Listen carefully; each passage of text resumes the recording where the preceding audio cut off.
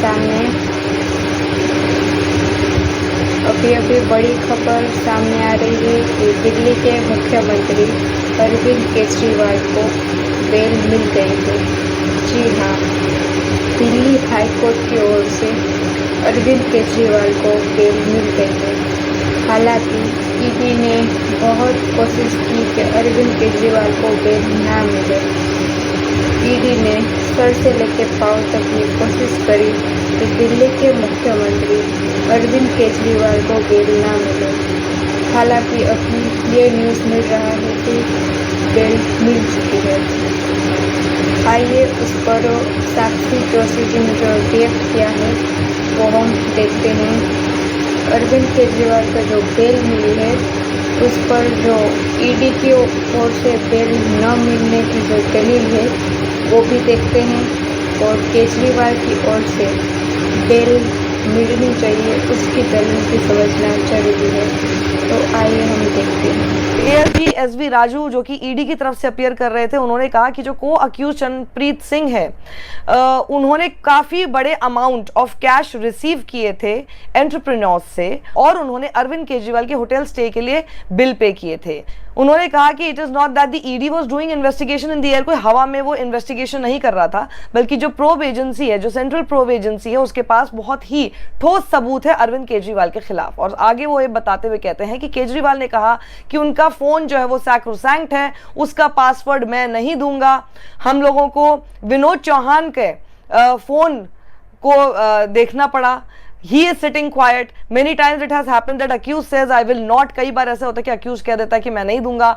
And adverse inference has to be drawn. इसके ऊपर एक हमें adverse inference बनाना चाहिए इस बात का कि फैक्ट ये है कि केजरीवाल ने अपना पासवर्ड देने से मना किया। एक बड़ा ग्राउंड है उनको ऑर्डिनरी बेल लॉ के तहत बेल रिफ्यूज करने को लेके। तो आप सेक्शन 45 पीएमएलए का तो भूल ही जाइए, लेकिन अगर हम ऑर्डिनरी बेल देखें तो उस लॉ के हिसाब से ही ये बेल नहीं मिलनी चाहिए उन्हें। एएसजी ने आगे कहा कि जो को अक्यूज विजय नायर है, जो कि अनकनेक्टेड था गवर्नमेंट से किसी भी तरह से, और उसका कोई बिजनेस नहीं था कि एक्साइज पॉलिसी के दौरान वो वहां पर उसकी फ्रेमिंग के दौरान वहां पर मौजूद होना चाहिए था।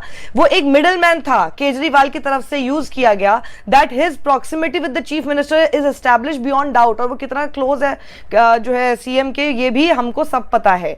रिबटिंग दीज सबमिशंस, जो सीनियर एडवोकेट विक्रम चौधरी जो कि केजरीवाल की तरफ से अपीयर कर रहे थे, उन्होंने कहा कि मनीष सिसोदिया की बेल इसलिए रिजेक्ट की गई थी सुप्रीम कोर्ट द्वारा क्योंकि वो दो केसेस में बेल मांग रहे थे, शेड्यूल्ड केस में और साथ ही पीएमएलए के केस में। उन्होंने कहा कि आज तक केजरीवाल जो है सीबीआई के केस में अक्यूज है ही नहीं, और बल्कि ऑन द कॉन्ट्ररी हम ये कह सकते हैं कि रिकॉर्ड ये कहता है कि केजरीवाल तो बल्कि गवाह के तौर पर पेश किए जाना थे, वो विटनेस है।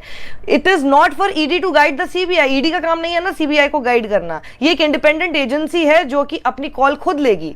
चौधरी ने आगे ऐड किया, why did you not arrest him earlier, आपने पहले इनको गिरफ्तार क्यों नहीं किया, आपने 21 मार्च को इनको गिरफ्तार क्यों किया, आप in what do you want from him, आप इनसे क्या चाहते हैं? क्या ईडी कोई इंडिपेंडेंट एजेंसी है भी, या फिर सिर्फ वो पॉलिटिकल मास्टर्स के हाथों से काम कर रही है? At the end of the day I am a political entity, I have to make such submissions. मैं एंड ऑफ द डे आप ये मान सकते हैं कि मैं इस तरह की बात इसलिए बोलूंगा क्योंकि मैं हूं राजनीतिक दल से संबंधित। Furthermore Chaudhary said that co accused Charanpreet Singh does not say anywhere that he has paid for AAP Goa elections और that he collected proceeds of crime. It was urged that one token number is recovered from Vinod Chauhan, who is in direct touch with Kejriwal. आपके पास क्या evidence है against a sitting CM? What are these two chats which they have extracted? ये जो chats हैं ये क्या हैं जो कि निकाली गई हैं? How would these chats even remotely show the transfer of money? In chat से कैसे साबित होता है कि मनी का ट्रांसफर हुआ है? It is presumption of ED है, तो सिर्फ ईडी अपने ख्याली पुलाव बना रहा है। Chats are not related to the excise policy. Chats हम कहते हैं कि एक्साइज पॉलिसी से जुड़े हुए नहीं है, या पे किसी ब्राइब से जुड़े नहीं है, या पे गोवा इलेक्शन से जुड़े हुए नहीं है, सिर्फ इसलिए क्योंकि Vinod Chauhan has a posting order in his phone. It is presume, ये ऐसा प्रिज्यूम किया गया है कि द पोस्टिंग जो है इज डन बाय मी, यानी कि अरविंद केजरीवाल की तरफ से कहा जा रहा है कि ऐसा ये प्रिज्यूम किया जा रहा है कि वो पोस्टिंग मैंने कराई है। If this is believe then no one is safe. अगर ऐसा ही बिलीव कर लिया जाएगा फिर तो किसी के चैट से आप कुछ भी इन्फ्लुएंसेस निकाल देंगे, फिर तो कोई सेफ है ही नहीं। Just throw it in the air, हवा में आप फेंक दीजिए कोई भी आरोप। Just throw it in the media, media में भी कोई आरोप आप फेंक दीजिए। सीनियर काउंसिल ने यह भी कहा सिर्फ इसलिए कि Vijay Nair was occupying a room in minister Kailash Gahlot house, ये थोड़ी ना स्पेकुलेट किया जा सकता है कि उनकी कोई प्रॉक्सिमिटी है या फिर लिंक है अरविंद केजरीवाल के साथ।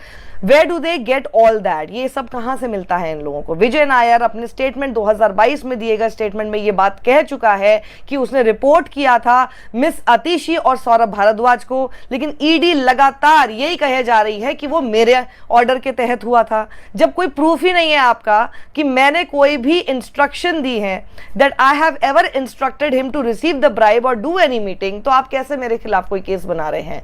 कल चौधरी ने ये कहा कि Kejriwal had not been made an accused in the scheduled offence to date, आज तक उनको अक्यूज नहीं बनाया गया। उन्होंने आगे कहा कि सीएम जो है was not seeking any special status, वो तो स्पेशल स्टेटस भी नहीं मांग कर रहे हैं।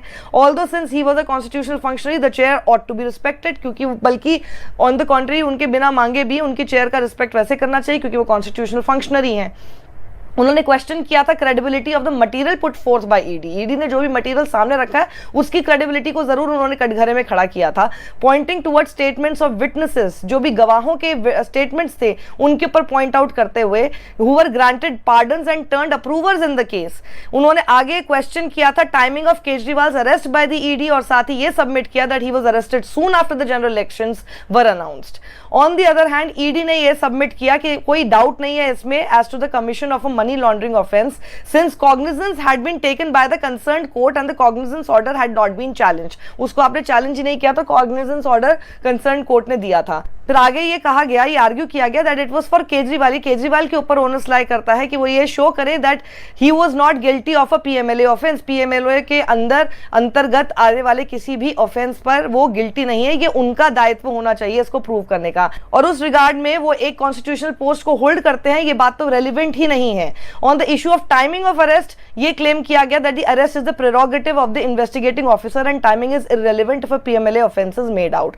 रिसेंटली केजरीवाल की इंटरिम बेल मांग रही थी 7 दिन के लिए ऑन मेडिकल ग्राउंड्स, वो भी कोर्ट ने डिस्मिस कर दी थी और ये कहा गया था कि extensive campaigning done by him during elections show that he was not suffering from any serious और life threatening element so as to entitle him to bail under PMLA.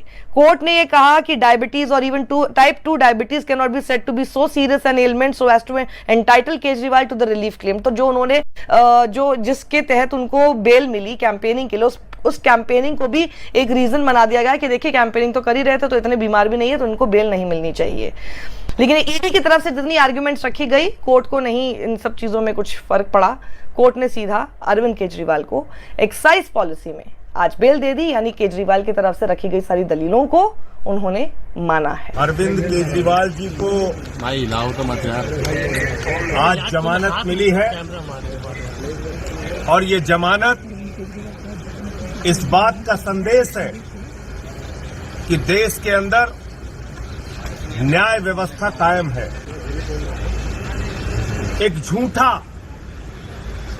बेबुनियाद फर्जी तथ्यों के आधार पर केजरीवाल और आम आदमी पार्टी की राजनीति को खत्म करने के लिए जो मामला बनाया गया था, भारतीय जनता पार्टी के द्वारा बनाया गया था, बीजेपी की सरकार के द्वारा बनाया गया था, आज उस अभियान